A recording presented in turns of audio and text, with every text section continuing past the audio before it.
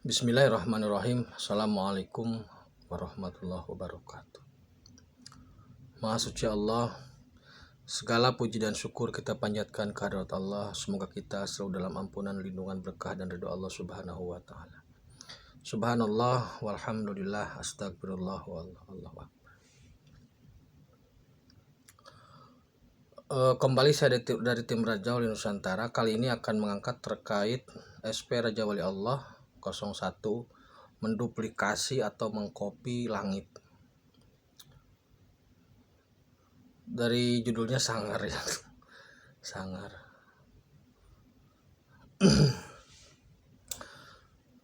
Gini. Menjelang kiamat beberapa waktu yang lalu, sudah saya sampaikan dalam video sebelumnya bahwasanya kiamat itu terjadi secara paralel, secara bersamaan di dua alam. Di alam barzah itu kiamat kebangkitan atau kiam atau kebangkitan ahli kubur menuju padang mahsyar untuk dihisab, dan kemudian di alam dunia dimulainya penegakan atau kebangkitan agama tauhid. Nah, menjelang kiamat itu SP berpikir bagaimana caranya supaya orang-orang tertentu itu bisa diambil atau bisa dikaryakan ulang.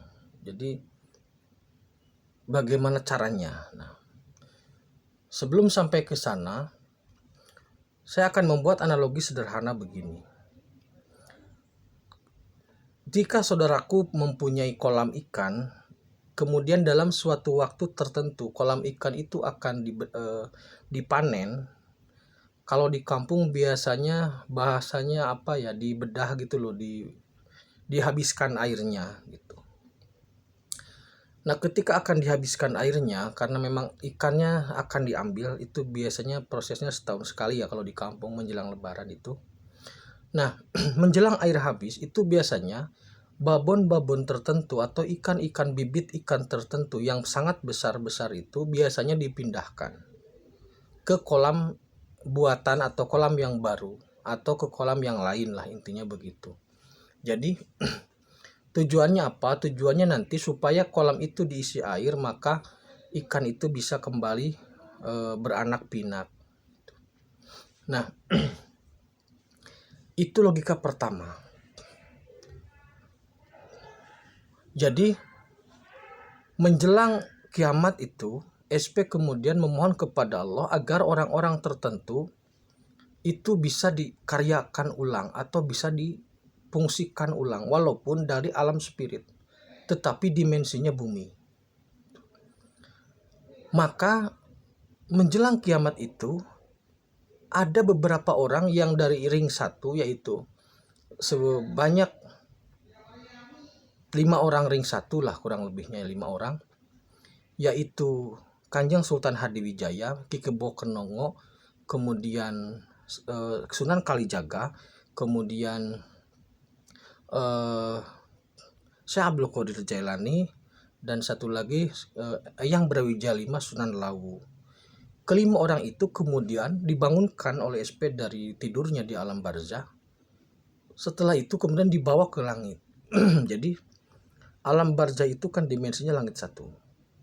Kemudian dibawa oleh SP untuk kemudian masuk ke dalam sebuah dimensi dipertemukanlah dengan Gustinya, dan kemudian digembleng untuk menyongsong kebangkitan agama tauhid, untuk membantu dalam menegakkan kembali agama tauhid. Nah, sedangkan tokoh-tokoh atau maestro-maestro yang lain selain yang 5 orang itu, dalam ring 1 SP itu ada 6 orang. Yang 1 orang itu Syekh Abdul Wahid, memang itu utusan langit murni. Sedangkan yang 5 itu memang SP yang membawa naik. Nah, selain yang 5 orang itu seperti maestro-maestro seperti halnya tokoh-tokoh pedalangan, tokoh-tokoh penyanyi, tokoh-tokoh ustadz yang soleh, kiai-kiai yang soleh, dan banyak profesi-profesi yang lain yang di bidangnya masing-masing yang menjadi master lah, yang menjadi tokoh yang inti-intinya lah gitu. Itu kemudian dikaryakan juga tetapi dibangunkan juga sebelum kiamat dibangunkan dan dipindahkan. Nah, dipindahkannya kemana?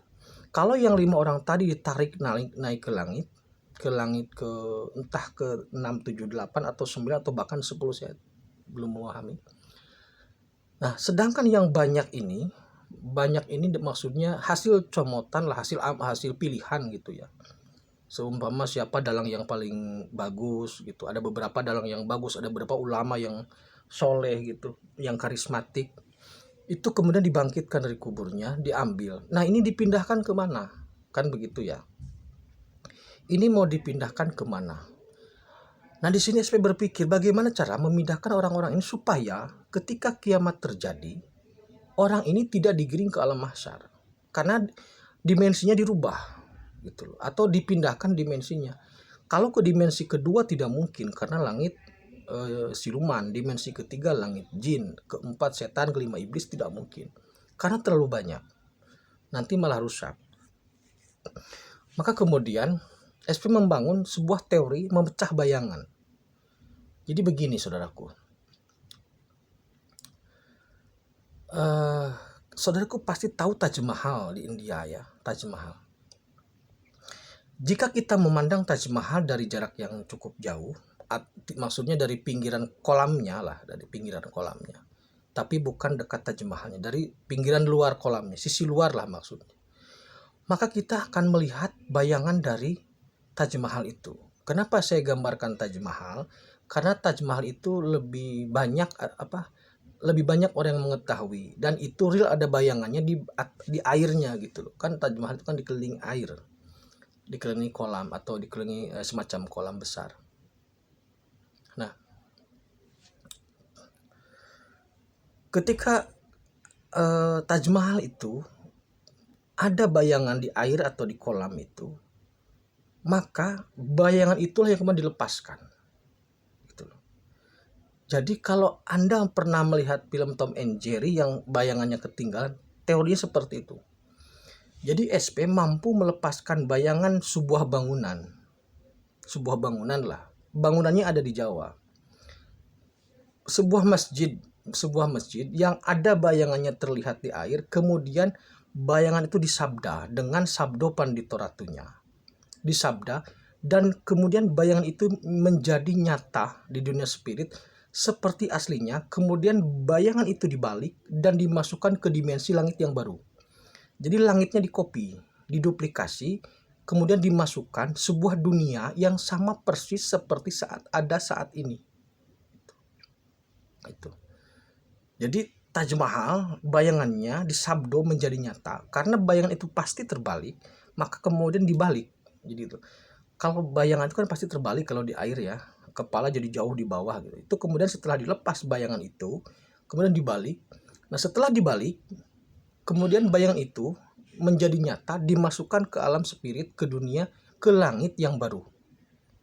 Nah, ketika bayangan itu sudah nyata ada dalam langit yang baru, dan langit yang baru itu bentuknya atau gambaran kehidupannya, benda-benda yang ada di sana, ruang-ruang atau bangunan yang ada di sana itu persis seperti yang ada dunia saat ini. Jadi dunia ini dikopi ke situ, dikopi ke langit itu. Nah, orang-orang yang maestro tadi seperti dari pedalangan, dari penyanyi, dari tokoh ulama dan yang soleh dan sebagainya, itu oleh SP diambil dengan izin Allah tentunya, dimasukkan ke dimensi itu. Gitu. Tujuannya apa? Tujuannya ketika kiamat terjadi dalam alam tadi, dalam alam langit yang biasa yang satu itu, ketika Israfil meniup sangkakala, orang-orang maestro ini sudah pindah ke langit yang baru, yang bentuknya sama, yang kehidupan gedung-gedungnya sama seperti yang ada saat ini. Nah, ketika Israfil meniup sangkakala di dimensi itu, rusaklah dimensi itu, hancur dimensi itu. Kemudian orang-orang dipanggil untuk dihisab ke padang mahsyar. Nah, orang maestro ini diberi kemuliaan oleh Allah, dipindahkan ke langit yang baru. Di langit baru ini mereka menemukan kehidupan yang sama seperti kehidupan mereka sebelumnya, sama seperti saat ini gitu. Nah, jadi orang-orang atau maestro-maestro ini tidak masuk dalam hisab, tidak ada timbangan. Gitu. Jadi tidak masuk dalam timbangan tapi langsung dipindahkan. Allah memberikan kemuliaan atas karya-karyanya dia semasa hidup. Sehingga ketika dia meninggal, kemudian Allah menginginkan dia berkarya lagi, maka di spirit mereka dibangkitkan dan dipindahkan. Sehingga suatu saat nanti orang-orang ini akan memberikan pengaruh secara spirit dalam kehidupan nyata. Gitu. Nah, jadi dua pihak yang dipindahkan. Yang pertama, tokoh dari 5 orang dari ring 1 SP itu dipindah ke langit. Ke langit 9 apa ke ars gitu. Saya tidak begitu mengetahui. Sedangkan yang maestro-maestro selain yang 5 tadi, ya saya kayak penyanyi-penyanyi terkenal lah, saya tidak bisa menyebutkan nama ya karena memang orangnya memang sangat kita mengenal banyak gitu. Banyak sekali. Itu dari 1400 tahun yang lalu. Banyak dikumpulkan, dipilih gitu loh. Dipilih. Bagaimana SP tahu ya karena ada jejak digitalnya. Gitu. Dipilih kemudian diboyong, dimasukkan ke dimensi langit baru. Jadi kalau yang 5 kemudian ditarik dan digembleng untuk persiapan penegakan agama tauhid, kalau yang banyak ini dimasukkan ke dimensi dunia baru, ke dimensi langit yang baru. Karena langit yang lama sudah rusak. Oleh apa? Oleh tiupan sangkakala Israfil.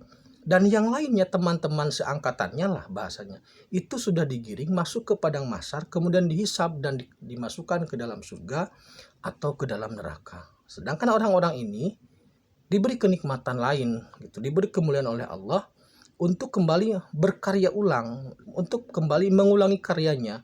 Dia tetap berkarya sesuai bidangnya pada saat dia masih hidup. Dan nanti secara spirit itu pengaruhnya akan bisa dirasakan oleh orang-orang yang masih hidup. Begitu maksudnya. Jadi SP menduplikasi langit itu atau membuat duplikat dari langit itu supaya orang-orang yang memiliki karya besar di waktu dia hidup tidak ikut tidak mengikuti kehancuran langit itu, tetapi diangkat sebelum, kalau kolam tadi ya, sebelum kolam itu habis airnya, babon-babonnya diangkat dan dipindahkan. Tinggallah ikan-ikan yang akan dikonsumsi ditimbang gitu loh. Itu maksudnya, logika sederhananya seperti itu. Teori memecahkan menduplikasi langitnya seperti tadi. Bangunan yang terlihat bayangannya di air, kemudian bayangan di sabdo dengan sabdo Pandito Ratu. Karena SP memiliki sabdo Pandito Ratu yang diambil dari Syekh Siti Jenar. Jadi ketika SP mengucapkan sebuah sabdo, maka ucapannya didorong atau diiringi dengan takdir. Begitu. Itu mengenai SP menduplikasi langit.